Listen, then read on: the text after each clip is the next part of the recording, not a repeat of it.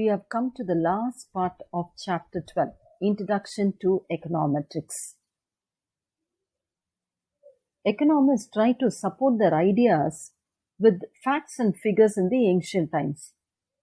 Irving Fisher was the first person to develop a mathematical equation in the quantity theory of money with the help of data. We have already seen that in the 5th chapter, quantity theory of money, MV is equal to PT. So he was the first person to develop mathematical equation in economics, and he used it with the help of data.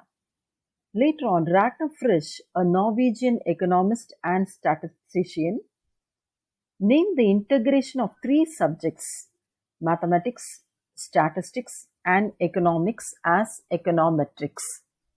So econometrics is the integration of three subjects, mathematics, statistics, and economics. So he coined this term in the year 1926. The term econometrics is formed from two Greek words, okovoia, meaning economy, and itpou, meaning measure. So econometric means economic variables are measured to give economic phenomenon. For studying economic phenomena, they are using economic variables for measuring. So what is econometrics? Econometrics may be considered as the integration of economics, statistics, and mathematics. So economics is an amalgamation of three subjects, economics, mathematics, and statistics. So what are the objectives of econometrics? Econometrics helps us to forecast economic phenomenon. It helps to explain the behavior of forthcoming period, that is forecasting economic phenomenon. Then it helps to prove the old and established relationship among the variables or between variables. So it helps us to understand the relationship between the variables, between the dependent and the independent variables. It also helps us to establish new theories and new relationships. It helps us to test the hypothesis and estimation of parameters. What is a hypothesis? A hypothesis is an assumption, or it is an idea that is proposed for the sake of argument so that it can be tested to see if it is true or false. So hypotheses are used. It helps to test the hypothesis and estimation of the parameters. So these are the objectives of econometrics. So what is the definition for econometrics? Various definitions are given. According to Arthur S. Goldberger, econometrics may be defined as the social science in which the tools of economic theory, mathematics, and statistical inference are applied to the analysis of economic phenomena. The tools of economics, mathematics, and statistics are used to analyze economic phenomena. Another definition given by Ragnar Frisch: the mutual penetration of quantitative econometric theory and statistical observation is the essence of econometrics. So using up of economic theory, mathematics, and statistics is the essence of econometrics. So what is econometrics? Econometrics is an amalgamation of three subjects. This is very, very important. Then you must know the objectives of econometrics and the definitions of econometrics.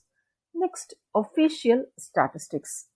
Official statistics are statistics published by the government agencies or other public bodies such as international organization. What do you mean by official statistics? It is statistical data published by the government agencies. They provide quantitative or qualitative information on all major areas of citizens' life. It gives about census, the GDP. So this is what is meant by official statistics. In India, we have a separate ministry for statistics. The Ministry of Statistics and Program Implementation, MOSPI, came into existence as an independent ministry in 1999, that is from 15th October 1999. It merged the Department of Statistics and the Department of Program Implementation. So, the Ministry of Statistics and Program Implementation, Government of India, we have the Ministry of Statistics and Program Implementation, which came into existence from 15th October 1999 after the merging of two departments, the Department of Statistics and the Department of Program Implementation. So, this is about the ministry. The Ministry of Statistics and Program Implementation. Under the statistical wing, we have the CSO and NSSO. The statistics wing called the National Statistics Office. NSO means the National Statistics Office. I want to repeat it again. The ministry has two wings, the statistics and program implementation. The statistics wing, called the National Statistics Office, that is NSO, consists of the Central Statistical Office, CSO, and NSSO. What do you mean by NSSO? National Sample Survey Office. So under the Statistics Department, we have two organizations, CSO and NSSO. CSO means Central Statistical Office and NSSO means National Sample Survey Office. And again, program implementation, we have the 20-point program, infrastructure monitoring and project monitoring. Then we have MP, Local Area Development Scheme. Under the NSO, the National Sample Survey Organization, now known as National Sample Survey Office, is an organization under the Ministry of Statistics of the Government of India. It is the largest organization in India conducting regular socio-economic surveys. It was established in 1950. The NSSO was established in 1950. The NSSO has 4 divisions. What are the 4 divisions? FOD, Field Operation Division, SDRD, Survey Design and Research Division. Then we have DPD, Data Processing Division. Then we have CPD, Coordination and Publication Division. This is about the Ministry of Statistics and Program Implementation. So what is CSO? The Central Statistical Office is one of the 2 wings of the National Statistical Organization. It is responsible for coordination of statistical activities in the country and for evolving and maintaining statistical standards. Its activities include compilation of national accounts, conduct of national survey of industries and economic censuses, compilation of index of industrial production as well as consumer price indices. So it helps us in taking survey about the industries, about the consumers, and about the national income, national accounts, etc.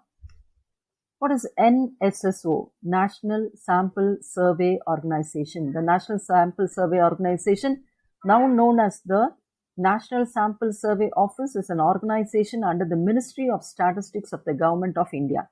It is the largest organization in India conducting regular socio-economic surveys. It was established in the year 1950 and it has got 4 divisions. What are the 4 divisions? 1. Survey Design and Research Division, SDRD.